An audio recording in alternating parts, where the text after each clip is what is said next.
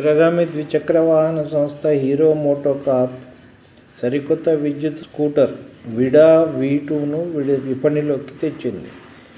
ఈ స్కూటర్ 3 వేరియంట్లలో లభించనుంది. దీని ప్రారంభ ధర 96,000 ఉండగా హై ఎండ్ మోడల్ ధర 135,000గా నిర్ణయించారు. రిమూవబుల్ బ్యాటరీ సదుపాయం కలిగిన విడా V2 స్కూటర్ గరిష్ట వేగం 90 km/గంటకు. ఒకసారి ఛార్జింగ్తో ఈ స్కూటర్ 165 km వరకు ప్రయాణించవచ్చని కంపెనీ తెలిపింది. Keyless entry, cruise control, custom riding mode వంటి ఫీచర్లు ఇందులో ఉన్నాయి. బ్యాటరీ ధర సామర్థ్యం పరంగా టీవీఎస్ ఐక్యూ, బజాజ్ చేతక్ 2903 మోడళ్లతో హీరో విడా V2 పోటీపడే అవకాశం ఉంది.